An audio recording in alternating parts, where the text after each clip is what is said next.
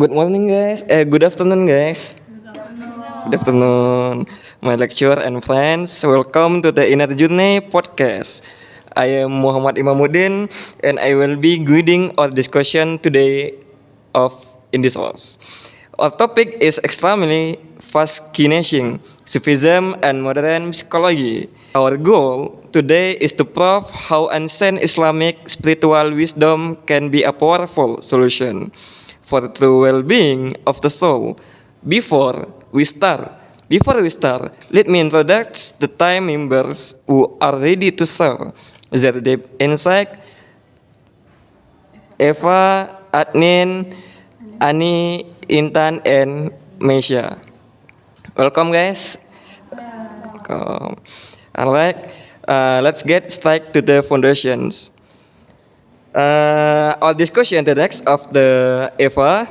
To open this discussion, please explain what Sufism actually is and what is core concept of the soul, the nafs, and represents.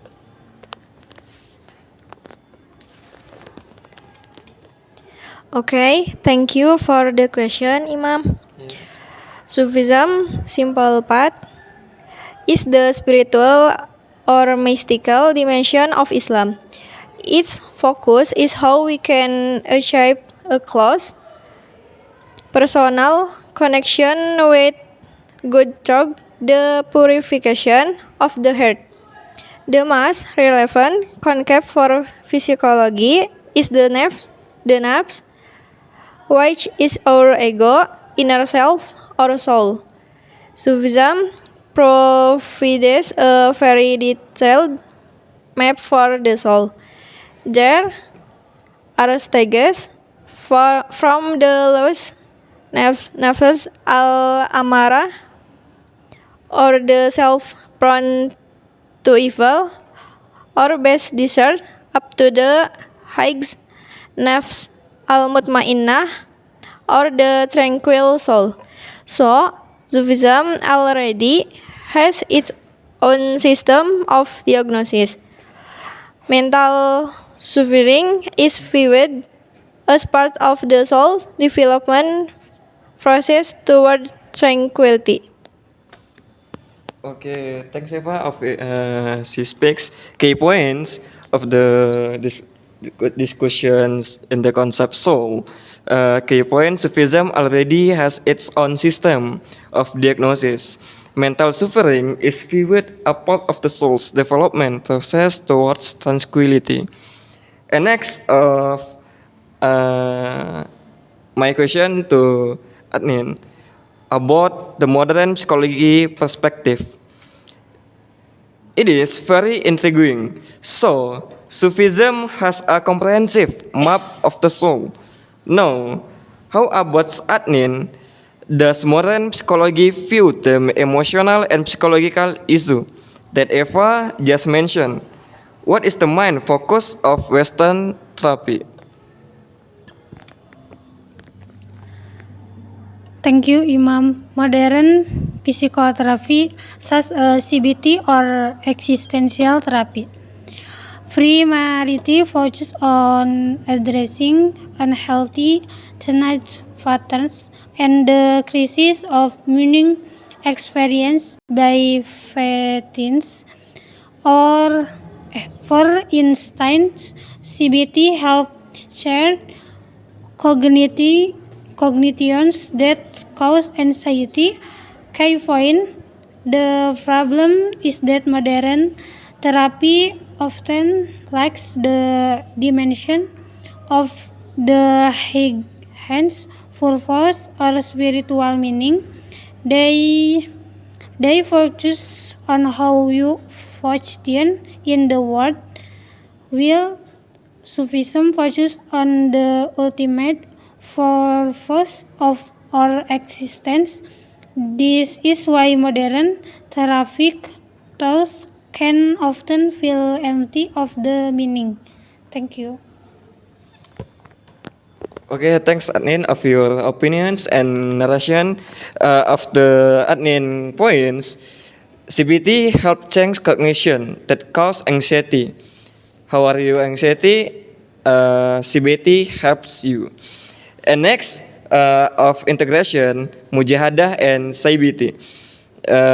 That's facts.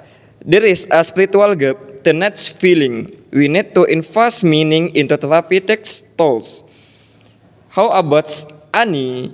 Then do we begin in this integration? Please give an example of a Sufi practice, namely mujahadah, of that directly relates to a modern therapy technique like CBT. Okay, certainly this is a strong similarity between mujahadah and CBT. Mujahadah means hard struggle or consistent effort against our ego.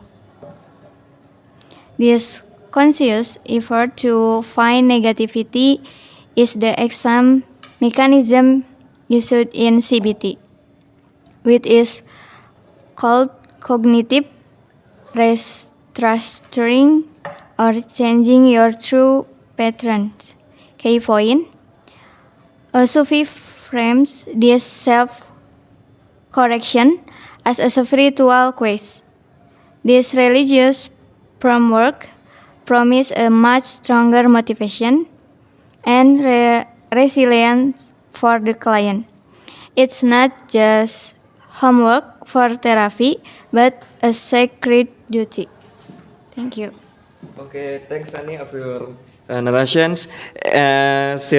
See points of narration. A Sufi frames this self-correction as a spiritual quiz. This religious framework provides a much stronger motivation and resilience for the client.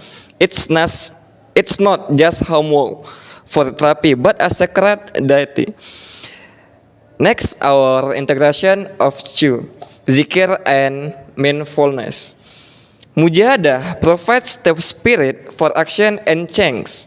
Now, Intan, let's turn to tranquility, to calm the mind and reduce overthinking. Overthinking, how does Sufi zikir relates to popular practice of mindfulness?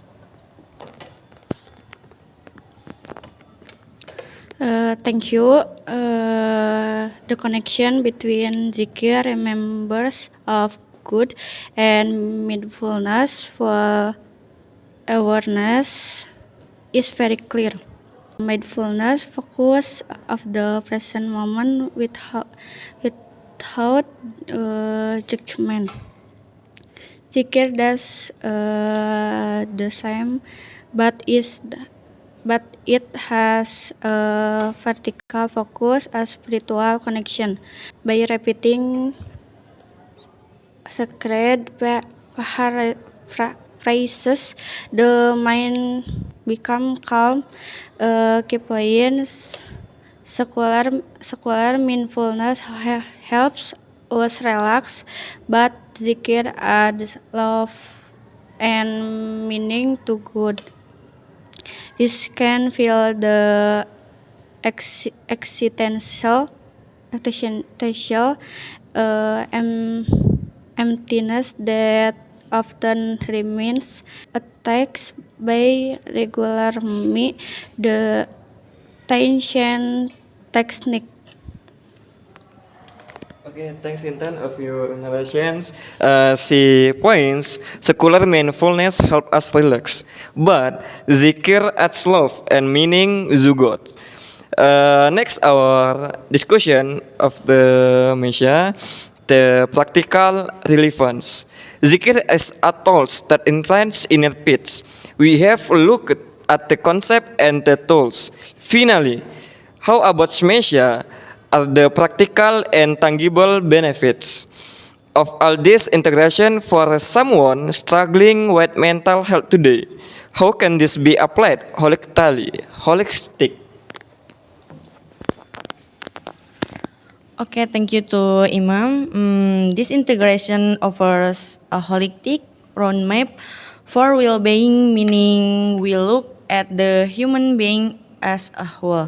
For example, a therapist can use CBT tool for anxiety symptoms, but they frame the silent journey within the lager narrative of fortifying the nafs and seeking tranquility, mutmainah. Key point, this makes that the therapeutic process not just fixing a disorder, but transforming into fulfilling and scared potential. The Sufi perspective injects life purpose, from out meaning and compassion into the healing process. Okay, thank you. Okay, thank you, Misha, of your discussion. They point this make the therapeutic process not just fixing a disorder. Our next of the conclusions. Thank you so much of the Eva, Adnin, Ani, Intan, and Misha of in this podcast in the inner journey. For this truly insightful discussion, to summarize, let's remember our key point. Sufism and modern psychotherapy are ideal partners. Sufism provides the why, the ultimate purpose of the soul. Psychotherapy provides the how to structure evidence-based tools. By combining the spirituality of Sufism with modern science, we unlock a powerful path towards total mental health and spiritual. Thank you for in this journey. By combining the spirituality and evidence-based tool of Sufism provides the why ultimate purpose by the of practical relevance, zikr and mindfulness, mujahadah and sobriety, psychology perspective, and then Sufism and the nafs of the ones, mysticism and modern psychotherapy for well-being. Thank you for joining us our inner journey. We hope this discussion can be an inspiration for you to explore the depths of your own Sufi hearts. And thank you. Goodbye.